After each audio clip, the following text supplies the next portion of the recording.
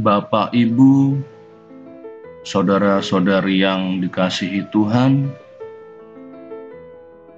marilah kita mempersiapkan hati kita serta membuka pikiran kita untuk menerima kabar sukacita dan warta sukacita dari Tuhan melalui bacaan kitab suci serta bacaan Injil dan juga renungan pada hari ini, Senin 4 Mei 2020. Bacaan pertama. Pembacaan dari Kisah Para Rasul bab 11 ayat 1 sampai 18. Rasul-rasul dan saudara-saudara di Yudea mendengar bahwa bangsa-bangsa lain juga menerima firman Allah. Ketika Petrus tiba di Yerusalem, orang-orang dari golongan bersunat berselisih pendapat dengan dia. Kata mereka, "Engkau telah masuk ke rumah orang-orang yang tidak bersunat dan makan bersama-sama dengan mereka." Tetapi Petrus menjelaskan segala sesuatu berturut-turut. Katanya, "Ketika aku sedang berdoa di kota Yope, tiba-tiba rohku diliputi kuasa ilahi dan aku melihat suatu penglihatan. Suatu benda berbentuk kain lebar yang bergantung pada keempat sudutnya diturunkan dari langit sampai di depanku. Aku menatapnya, dan di dalamnya aku lihat segala jenis binatang berkaki 4, binatang liar, binatang melata, dan burung-burung. Lalu aku mendengar suara berkata kepadaku, 'Bangunlah, hai Petrus, sembelihlah dan makanlah.' Tetapi aku berkata,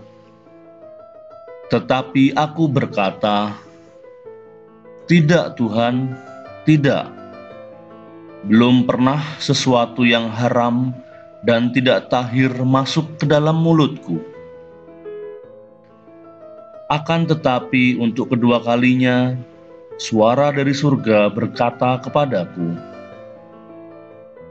'Apa yang dinyatakan halal oleh Allah, tidak boleh engkau nyatakan haram.'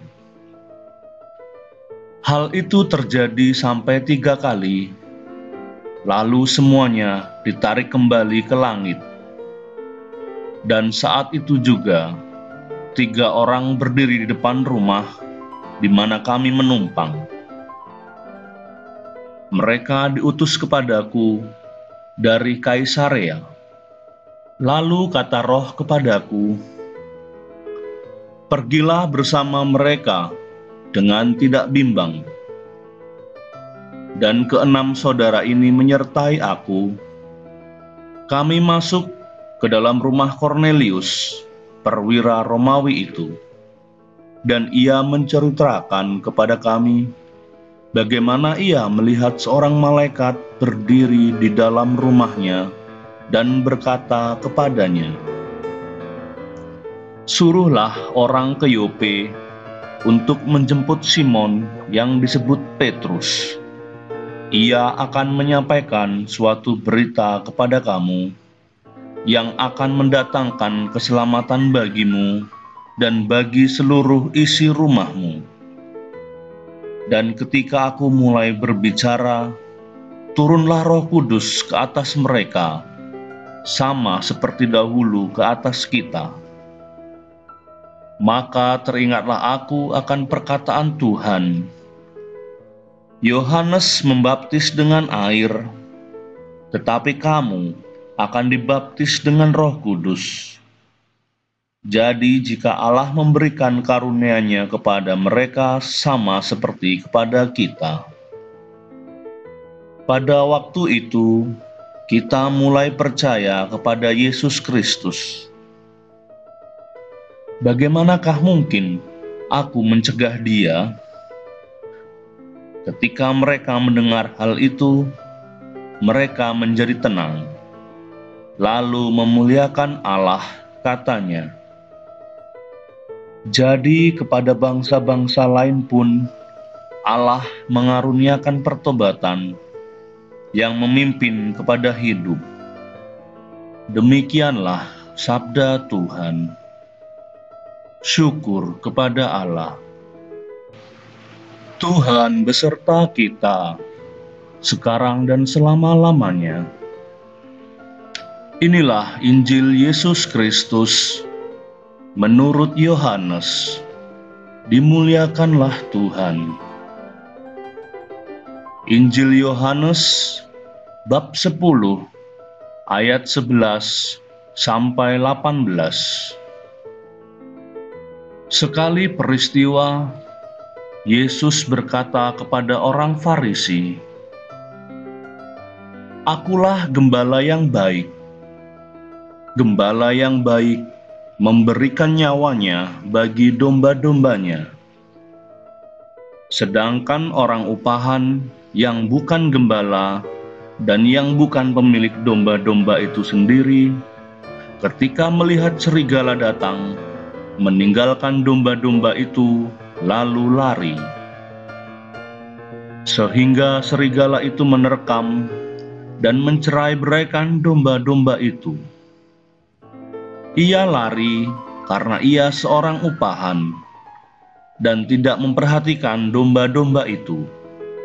Akulah gembala yang baik. Aku mengenal domba-dombaku, dan domba-dombaku mengenal aku, sama seperti Bapa mengenal aku, dan aku mengenal Bapa. Dan aku memberikan nyawaku bagi domba-dombaku.